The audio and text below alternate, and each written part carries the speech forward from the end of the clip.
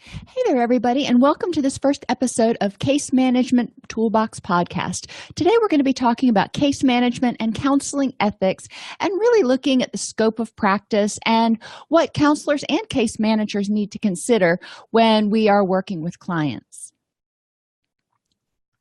So the first thing you may be asking is, why am I including counselors in this? Well, believe it or not, despite what certain national certifying bodies would say, some counselors actually do have to engage in some case management activities because our clients do not meet the threshold for being able to qualify for reimbursable case management activities through a third-party payer.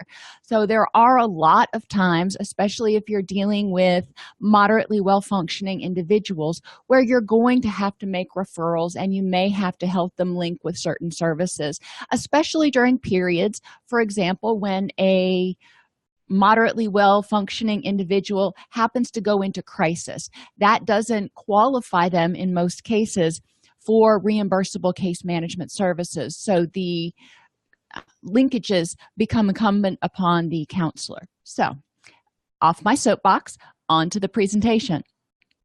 We're going to explain the scope of practice and code of ethics for case managers, and then I'm going to throw in there a little bit about, what counselors need to do too.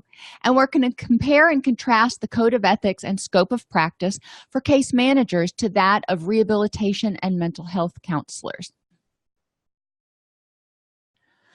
We're going to start with the scope of practice. Case managers ensure that the treatment team has provided education about the injury, disease, or condition. The case manager is often the single point of contact. So that person is going to want to make sure that the professionals who did the diagnosis and who are going to engage in the treatment have educated the client about what's going on and what the potential treatments are, what the potential outcomes are, all that whole informed consent stuff. Case managers provide information to the team and the client and family regarding available resources and benefits. I worked with some wonderful case managers when I was in community mental health who were very well versed on all of the services that were available in our community. As a clinician, I had no idea. When I needed assistance finding something for a client, I would often have to call United Way Information and Referral because that wasn't something I worked with every day. Case managers are a wealth of information, and they'll educate the providers and they'll say, hey, John needs assistance getting his medication. He's being med non-compliant because he can't afford it. Did you know that there are these patient assistant programs? And let me help you figure out how to help John get set up with those. So the case manager will help us help the client and help the client access services. They are really good at facilitating. Case managers do not do assessment and treatment of any sort of mental health issue or physical health issue. What they do is facilitate linkages and make sure that the treatment team system is functioning at max efficiency.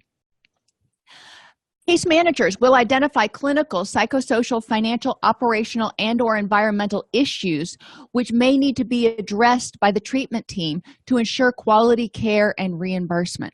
For example, if a client is coming to your treatment center or they've gone through an assessment and you've determined that, okay, this person has a severe and persistent mental illness and they are going to need assistance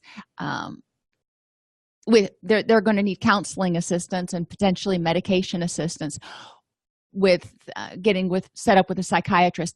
Well, there's a particular program called the assertive community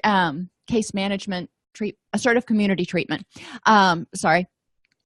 Where the case manager is actually involved in going out and doing home visits, making sure that patients are taking care of their activities of daily living, making sure that patients are taking their medication. And within the process of doing that, the case manager may identify some needs that client X has, and they come back to the treatment team and they said, I went out to John Smith's house today and he's having a lot of difficulty making his electricity payments, and if he doesn't do that, his lights are going to get turned off, and then he may end up homeless and yada yada. And if he's homeless, then obviously treatment outcomes are not going to be nearly as good. So there are things that a case manager is looking for to make sure that the client, we'll call him John Smith in this case, is able to effectively participate in treatment and show up for the sessions that he or she needs to show up for, etc. Case managers will use assessment complementary tools that identify risks associated with client needs, and that's basically what we just talked about. Case managers are really going to help look at wraparound services to identify what are some risks, what are some barriers that this client may encounter that may prevent him or her from actively participating or successfully completing treatment. As clinicians, we are looking at what does the client need in order to address this mental health or substance abuse issue. As a case manager, they're looking and saying, okay, what does the client need in order to make sure that they can implement the treatment plan that the client created with the counselor. Case managers and their clients will develop a plan of care that matches the patient's needs, preferences, and available resources. Now, this is true for counselors and case managers. In counseling, we call it a treatment plan. In case management, they often call it a plan of care or a service plan. Now, you need to be a little bit careful here if you're working with a case manager within your agency to figure out who has the, quote, primary case plan. And documentation can get a little bit challenging sometimes. So just do be aware of that and make sure that you're documenting in a way that ensures that case management as well as counseling can be reimbursed. Case managers will help. They're not going to do it all, but they're going to help sequence and organize the implementation of services to ensure efficient, effective care delivery. Think about a client who is struggling with a severe and persistent mental illness, who may be having difficulty just doing day-to-day life things right now, and all of a sudden you're saying, okay, you need to go see the psychiatrist, and you need to do this, you need to do that, you need to do the other thing. The client's going to sit there and kind of get bleary-eyed because it's overwhelming to them. The case manager may help them figure out, okay, what do I need to do first? Now, when you're working in a multidisciplinary treatment team where you've got a physician and a psychiatrist, maybe a pain management physician, a psychiatrist, and a mental health counselor, all three of those professionals may be saying you need to do this, that, and the other thing. And the client's just going, oh my gosh, I have 3 professionals telling me I need to do 16 different things. I don't know where to start.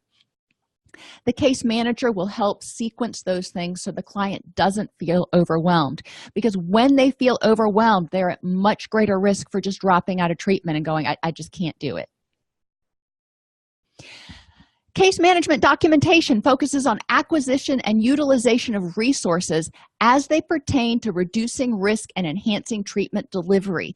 So when we look at writing case notes in case management, we want to talk about why did John Smith access this resource, and in what way will it help John Smith complete his treatment successfully? Risks for case managers to consider, things that they want to make sure that don't happen. They want to make sure clients don't terminate early or only participate sporadically.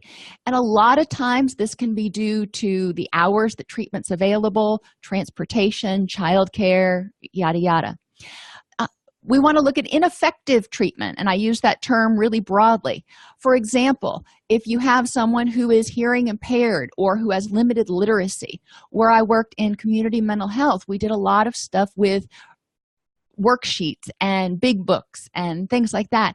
And we also had a lot of patients who had extremely limited literacy. So our go-to way of presenting information was not effective for those clients. A case manager would make sure that we were aware that the person had limited literacy and help us figure out ways to assist that client and facilitate their treatment. Case managers want to be on the lookout for worsening of symptoms due to medication noncompliance, especially case managers that are going out and visiting clients multiple times a week. We think about clinicians as mental health clinicians. We may see a client once a week, A psychiatrist may see a client once a month or once every 3 months.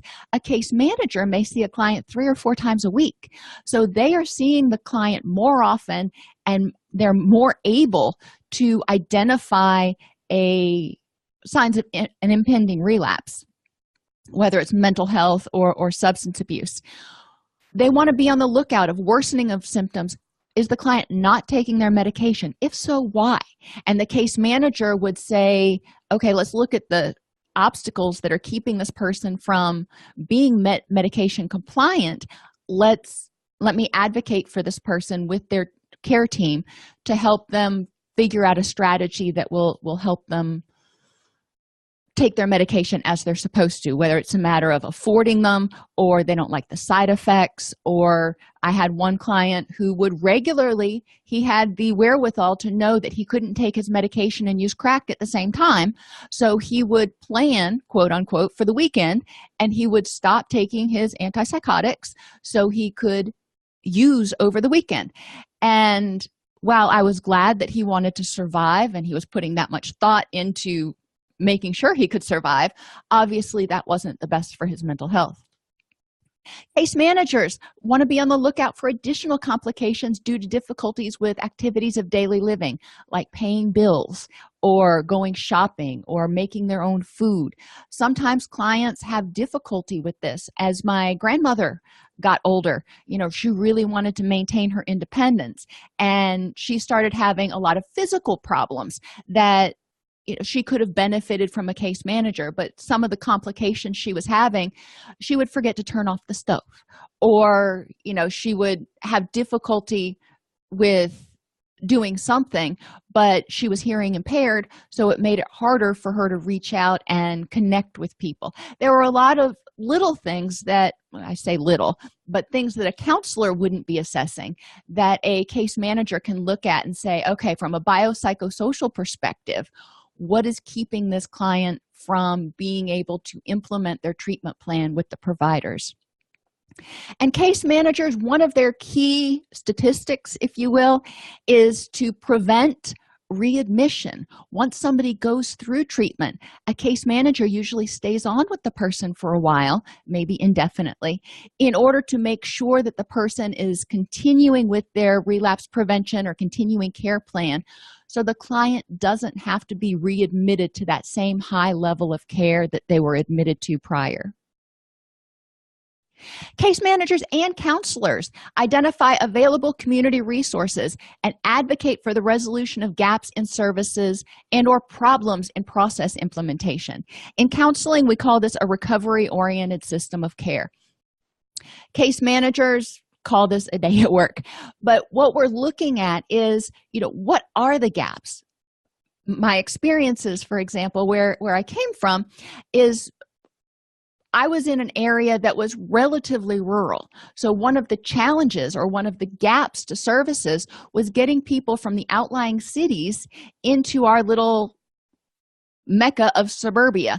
And there wasn't transportation. There wasn't a bus that ran from the city of Alachua to the city of Gainesville or something. So that was an issue. There were also gaps in childcare, for example. Over the summer, when parents had their children and the parents we worked with couldn't afford to send their kids to camp and stuff, so they needed assistance for something to do with their kids so they could come to day treatment. Otherwise, they couldn't come. These are the little or big obstacles that we need to address, and we look at and we go, okay, let's scratch our head and think, what's causing this problem? Another example, when it used to get hot in Florida, it would get very hot, and our attending psychiatrist noticed that during these times of year when it got really, really hot, we would have a significant increase in clients with psychotic episodes in the crisis stabilization unit. Well, lo and behold, antipsychotics are very sensitive to people's hydration levels. So the people who were homeless, who were also on antipsychotics, when they would get dehydrated, their meds would get out of whack, so they would start having psychotic episodes. And it became important for reducing the readmission rates of those clients to figure out how can we help them stay hydrated and how can we help them stay safe even when the temperature is in the 90s or the hundreds. Case managers and counselors ensure that all elements of the transition plan are communicated to all stakeholders as appropriate. I use the term stakeholders because it's shorter than saying to the client, to the family, to the other treating clinicians, to the insurance company. Anybody who has a stake in what's going on with this client, we need to make sure that they get the memo about what the transition plan looks like, whether the person's transitioning out of services completely or, for example, transitioning from residential down to outpatient with case management services. Case managers and counselors will track avoidable delays and identify and communicate opportunities for improvement to senior management, to the community. A lot of times there are community boards that are designed to help create a recovery-oriented system of care. So they rely on case managers and counselors saying, this is where these avoidable delays are coming in. We have people coming in for assessments and they're in crisis, but we don't have an individual counselor available for 9 weeks. We've got a huge gap here because by the end of 9 weeks, the person's resolved the situation or found another therapist. We need to figure out how to get them into services. Residential's the same way. We have people who go through detox, they get clean, they get detoxified, but then there's not a bed in residential for 2 or 3 months, and they're sent back into that same place where they were drinking, drugging, doing whatever, and we expect them to stay clean and sober? No, it's really not going to happen. So what can we do to facilitate that so we don't have them readmitting to detox, and so we can facilitate their admission to residential? Case managers and counselors will proactively prevent denials based on medical necessity by documenting relevant information and educating key stakeholders. Everybody on the treatment team needs to understand why John Smith is doing what John Smith is doing. If we're saying John Smith needs to start looking for a job, well, that's great, but how does that pertain to preventing readmission and improving his or her mental health and or physical health in order to prevent readmission? Everything comes back to how does it pertain to recovery from John Smith's presenting issue and preventing readmission. We need to make sure we tie it back and tie it up in a nice little bow for the auditors when they read it. Case managers need to make sure that they educate, if they're having clients do something, educate the treatment team about how it's going to help John Smith implement his treatment plan. So that gives you an idea kind of about the scope of practice. Case managers are so integral, and even if you're in a facility where case management, there's no reimbursability for case management services, the amount of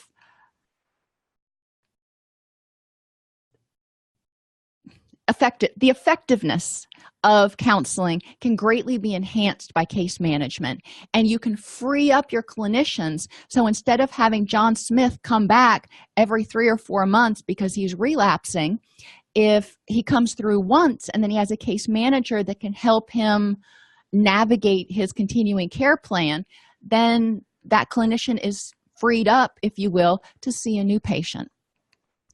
What are some ethical principles that case managers need to consider? The same darn ones that counselors consider, and hopefully physicians and everybody else. Beneficence. We want to act in the best interest of the client. Now, this is not always reactive. This is also proactive. This can include advocacy. This can include working on those recovery-oriented system of care committees. This can include educating the community in order to destigmatize severe and persistent mental illness or addiction or pain syndromes.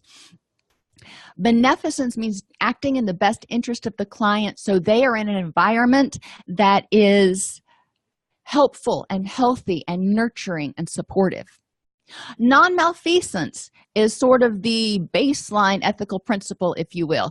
Above all, do no harm. And a lot of what we focus on in ethics classes is doing no harm. And I really want to get away from that and focus more on what can we do that's in the best interest of the client instead of doing no harm. If we're acting in the best interest, then we're obviously doing no harm.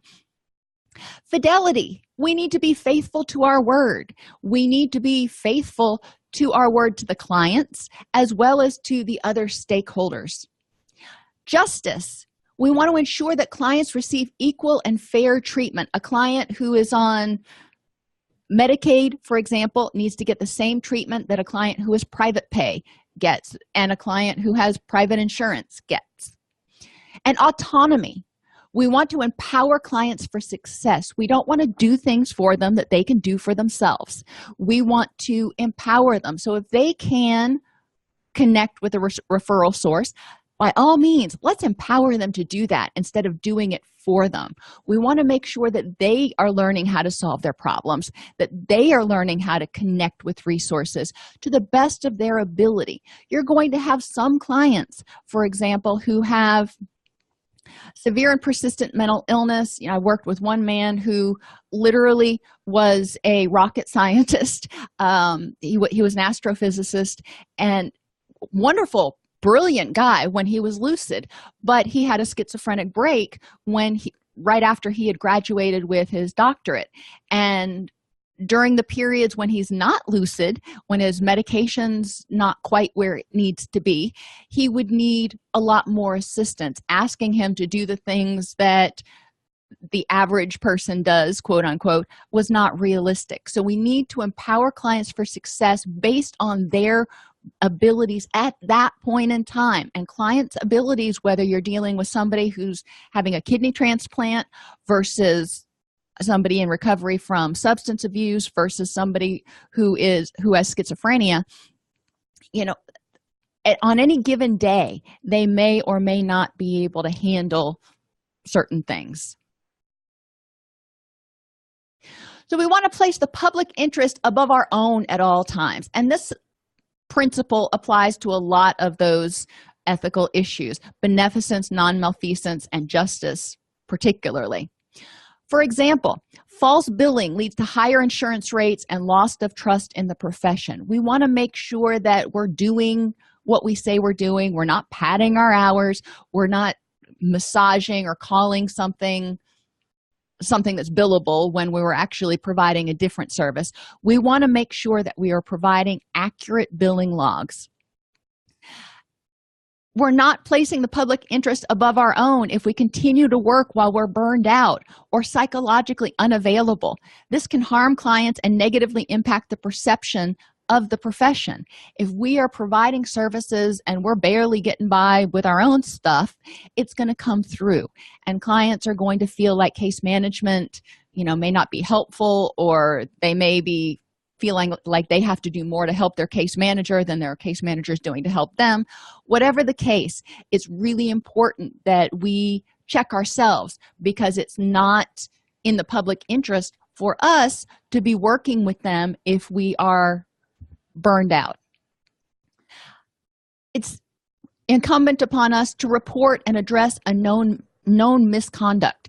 If you know somebody's falsifying their logs, if you know somebody is an impaired professional, if you know somebody is doing something that is unethical and or against the rules, it's important to report that misconduct to the appropriate board or supervisor.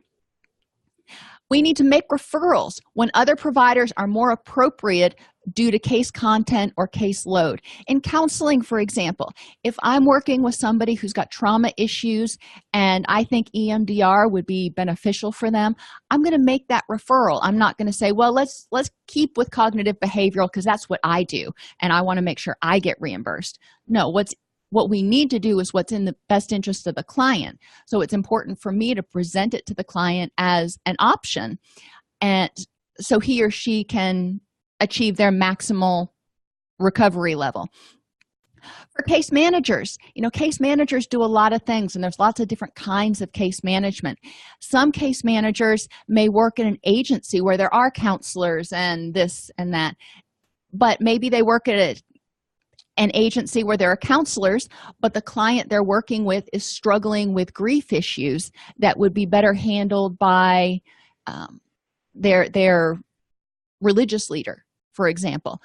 Okay, well, that might be a more appropriate referral. Yes, a counselor could bill for it, but it's not about what the counselor can bill for. It's about what's in the best interest of the client. And we need to act as a client advocate and identify options and provide choices to clients. You don't want to just say, okay, you need to look into EMDR, or you need to go see this physician, or whatever, and give them one name. We want to provide an education about why we're making that referral so the client can figure out whether they even want to pursue the referral. And it's important to provide options. I remember one time I went to the dentist, and before I knew it, she was making referrals and setting up appointments for me for stuff that I had no intention on going to. And there was no choice. There was no, do you want a referral to this? Here are 3 or 4 providers that you can look into. It's really important that we make sure that we give clients, especially high-functioning clients, an opportunity to make informed choices. We want to respect the rights and inherent dignity of all clients. This applies to every ethical more, beneficence, non-malfeasance, justice, and autonomy. Do not make decisions for clients that they can make for themselves. If they want to eat spaghetti for lunch today, then let them eat spaghetti for lunch, unless it's, for some reason going to make them like deathly physically ill. If they want to go see the doctor for the cold that they've got right now, let them go see the doctor. If they don't want to go see the doctor for the cold they've got right now, you can tell them your opinion. You can educate them about how the doctor might help, but it's up to them to make the decision unless they have been proclaimed legally incompetent, in which case they have a proxy who is a healthcare proxy who's able to make the decision for them. But we do want to empower clients to make their own decisions. We want to advocate for client empowerment and autonomy, and this is true for case managers and clients. We want to make sure that clients are living their optimal life and as empowered as possible to do it for themselves. We don't want to create dependencies. We want to respect the cultural values and personal preferences of clients. Some clients don't believe in the use of medication. Some clients don't believe in Western approaches to medication. Some clients want to use natural methods. Some clients really want medication. We want to respect the values and preferences. Some clients don't believe in, for example, certain medical procedures, and it's important to respect that and allow them to make their decisions based on what's important to them. And we do need to inform clients about confidentiality restrictions. I hope this is not new news to you. In order to respect their rights, we need to tell them ahead of time, I can keep your confidence in all of these situations except. And if any of these happen, then, we're going to have to make a choice. I remember working in community mental health as a clinician, not as a case manager, and I found out about domestic violence, and this happened on multiple occasions, or child abuse. And I could have let the client leave and then call the hotline. It was more important to me to empower the client at that point, and it was when it was safe, obviously, to make the call themselves. I'm like, okay, this is one of those things that I've got to report, so we can do it one of two ways. I can make the call and be done with it, or you can make the call while you're here in my office and we can proceed from there. And a lot of times clients felt better about doing it themselves instead of feeling like somebody was telling on them. Obviously, you have to make a judgment at that point with consultation, usually, before you necessarily tell the client that you're going to make a report. If telling the client ahead of time is going to endanger a child, for example, then you need to be, very careful about that. So there are considerations, but the take home from this is you want to inform clients about confidentiality restrictions and be true to your word. Maintain objectivity with your clients. You need to be able to clearly articulate your reasoning behind recommendations. If you get subjective with clients, you may want to do this, and oh my gosh, I can so see this person enjoying this, that, and the other activity and wanting to make recommendations. You need to step back and maintain objectivity and say, is this referral, is this process that I want to instigate or that I'm maintaining helping the person move toward the successful resolution of their treatment plan? If not, then we need to really look at, why are you doing that? Are you trying to, sometimes we've got transference issues, which we're going to get down to in a minute. Avoid making referrals to preferred vendors, and that's one of the things I just talked about. You don't want to have your buddy down the street that's a physical therapist or a chiropractor or an acupuncturist or a massage therapist or whatever it is, and always make referrals to that person.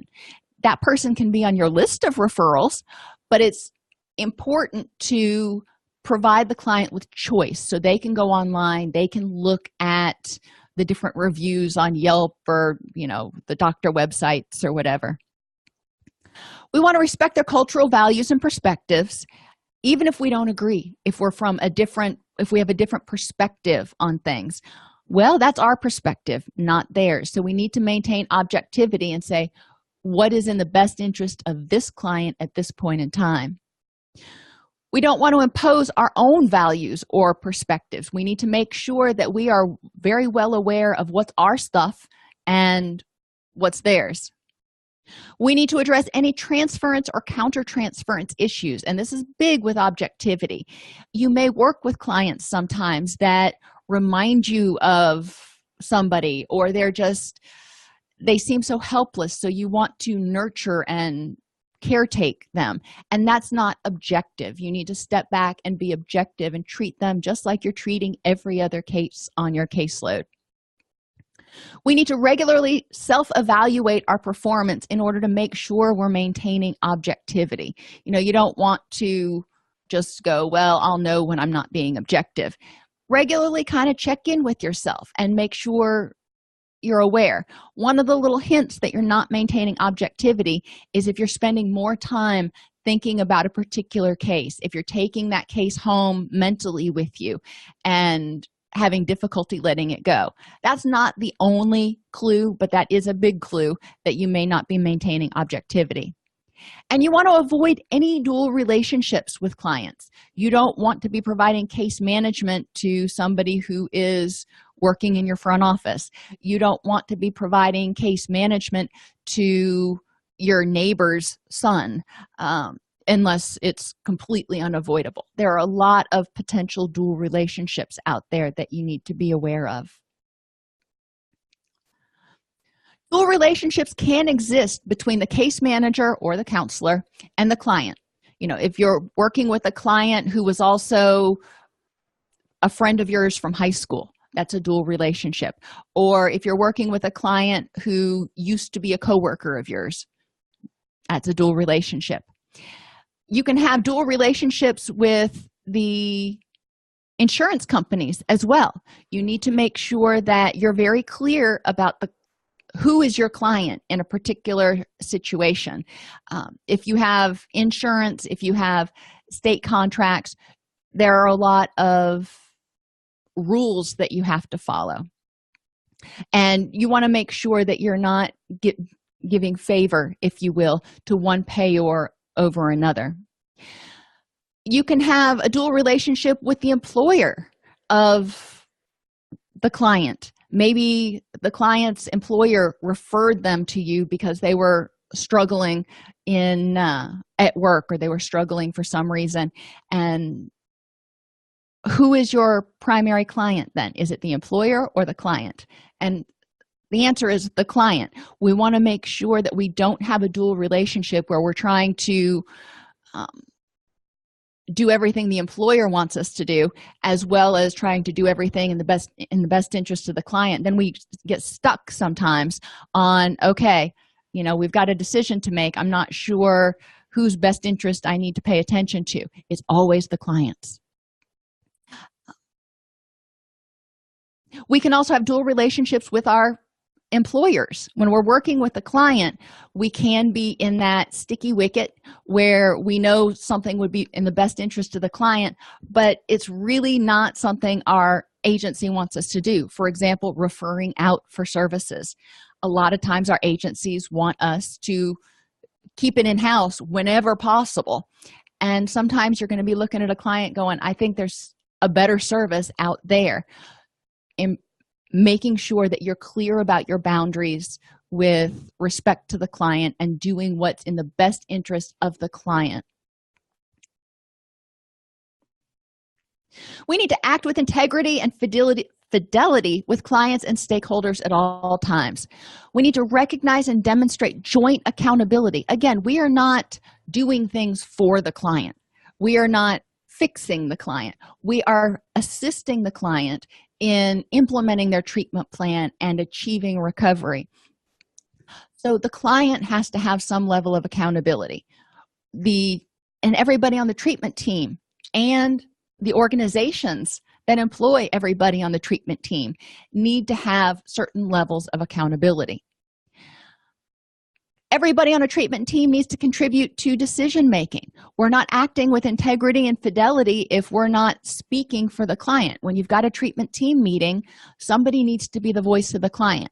Now, hopefully everybody is, but you need to make sure that you speak your observations. Don't promise things that you can't deliver. Don't bend the rules. Do what you say when you say you will do it. Comply with directives from ethics committees. Don't accept or provide kickbacks or gifts for referrals or give them. And this is really, really important, and a lot of people have gotten in trouble in the recent years for doing this. A gift or a kickback is considered something that wouldn't be a normal course of your work. And I have an entire class on that. But what you want to make sure is that you're not getting a tit for tat, as they say. If you refer to Dr. Smith and then you expect Dr. Smith to refer back to you. You don't want to refer to Dr. Smith and expect to get something in return. And you also don't want to have it set up so Dr. Smith expects you to refer to him all the time. It's important that, again, we're considering who is the best referral for this particular client and provide the client with options, because I haven't ever come across a situation where there was only one best referral. Ensure clients are provided with a warm referral for all necessary services. We want to make sure if we've made a referral, if we're helping the client link, that when necessary, we've already gotten the release of information. We have already contacted that provider before the client goes and submitted any paperwork they need from the client's chart in order to facilitate service delivery. Ensure clients are fully informed about the costs, benefits, and risks of all services. Obviously, we want to make sure that they're providing full informed consent about our services, but a case manager goes further and looks at all the services that the treatment team is providing, and the case manager wants to make sure that the client understands the costs, benefits, and risks of everything that's going on. It can get overwhelming. I know for my grandmother, for example, she had no idea how to get services or whatever. She was just sort of a passive recipient at the end, and people were doing whatever for her, and they were missing a lot of whatevers for her, and so her pain went uncontrolled. She wasn't aware of how to advocate for herself. She wasn't aware of some of the benefits and or drawbacks of some of the things that were happening. It's really important for clients who are experiencing cognitive decline, who have some sort of cognitive impairment, or who are just in a world that is new to them, like the neonatal intensive care unit, or if they're getting a transplant, or if they've got cancer. These medical teams are going to be using a lot of terms and talking about procedures that the client may have no idea what they're talking about. They're just going, okay, you're the expert, you know best, whatever. It's important that we educate them. As clinicians and case managers, we need to advertise our services accurately, what we can and cannot do. Complete documentation in an accurate and timely manner, and ensure that all clients are providing informed consent. We need to maintain competency to provide the highest level of care, which means taking care of our own health and mental health. We are a danger to the public if we're going out there and we're burnt out, or we don't have our own stuff under control, because that will likely directly impact the quality of our work. We need to seek additional training if we're working with a new population. For example, if I started working with clients who had terminal cancer, yes, I've had family members with terminal cancer. Yes, I'm aware of terminal cancer. Yes, I'm aware of grief issues, but I haven't worked specifically with that population. So it's important to get additional training if that's going to be my new population. Regularly seek out continuing education, collaboration, and consultation to enhance your ability to provide effective services with your population. Continuing education doesn't necessarily just mean what your state requires you to get every year. It can mean finding a podcast or a book that might help you work with your population better, or work with a specific client more effectively. Collaboration and consultation may mean going on LinkedIn or going to a meetup group locally and saying, okay, I've got this client, no names, that is presenting with this issue. Does anybody have any book recommendations, or any recommendations, or can I consult with anyone, in order to make sure the client is getting the most effective care? We need to maintain awarenesses of all changes in regulations, including the Americans with Disabilities Act, HIPAA, and anything with reimbursement, including capitation and what services are reimbursable, because that changes sometimes year to year. And we need to maintain all case notes as required by regulations. For example, HIPAA requires that you keep your case notes and any identifying client information, patient health information, very secure. We also are required, as clinicians, we're required to keep the case notes for 7 years. It's important to maintain your case notes in compliance with the law. We need to honor the integrity of the certification or license, because we represent the entire profession in our interactions with stakeholders in the public. Maybe they haven't interacted with a case manager before, and you're the first. Well, you know what they say about first impressions. So if you make a bad first impression, then people may think, oh, I don't think I need case managers on our team. It's important that you reflect and put forth the image. You're the representative of the entire profession in every interaction. And practice within your bounds of competence, even if that is more narrow than your legal scope of practice. In counseling, for example, there is not a special certificate required or special training required to work with children, which I think is a travesty, because they are not little adults. There's a whole different approach to working with children. There's all different knowledge that you need. So for me, I don't have that training and knowledge to work with young children. That's not something that I am going to practice without significant supervision and continuing education. The same thing may be true for case managers. A case manager who's always worked at a mental health facility may be really well versed on that, but if they go over to a hospital and start working in a transplant unit, that is a whole different ball game. So they're going to have to get more knowledge in order to be competent to work with that population. We need to obey all laws and regulations, including the ADA, HIPAA, HITECH, reimbursement laws and regulations, scope of practice regulations, mandatory reporting laws, and what I'm going to call just good citizen laws. Most of our boards, whether you're a clinician or a case manager,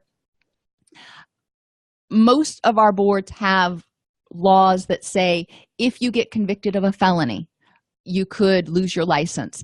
If you get convicted of certain misdemeanors, you could lose your license. If you are caught under the influence, or if you're an impaired practitioner, then there are procedures that have to be followed. It is important to remember that if you break the law, just keep it simple. You want to follow the law. If you break the law, you may have to report it to your board. And again, if you break the law, you're serving as a representative of your profession, which doesn't go well. So we want to make sure that we're holding ourselves to higher standards, if you will.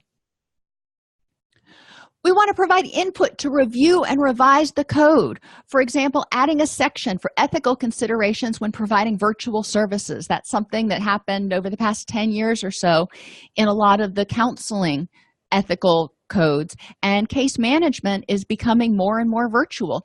It's going to be important, if it's not already addressed in your code, for those codes to be in there. Another example would be advocating for the ability of people with substantial recovery from substance abuse who also have a felony on their record to be able to provide services after a given period of time. Sometimes when people are in recovery, it's helpful to be working with a case manager who also is in recovery. And a lot of people who are in recovery, not all of them by any means, but a lot of people who are in recovery have felony convictions on their records. I worked with some of the best clinicians that I worked with who had felonies on their record, and they had to jump through certain hoops. So it may be important with certain populations to advocate for certain changes to your ethical codes.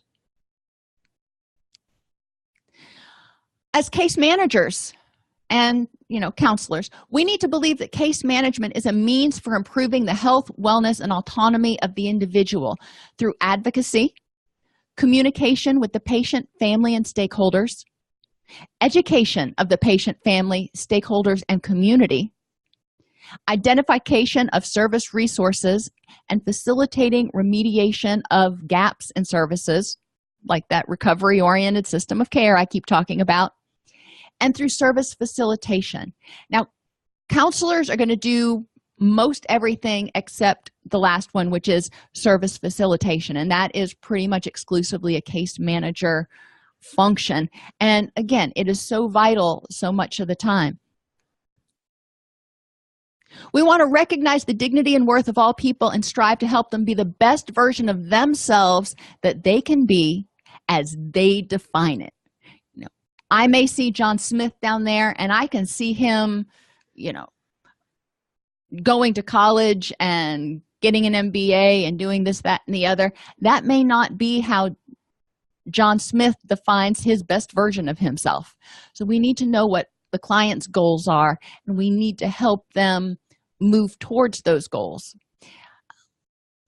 We want to consider their socioeconomic status, their health conditions, their mental health conditions, their culture, religion, race, sexual orientation, sexual and relationship preferences such as polyamory, and their appearance.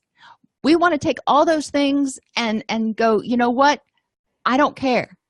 You are an individual, and you are lovable, and you are worthy of the highest quality of life that you can possibly achieve, regardless of any of those other facts. You are a person, and you have inherent dignity.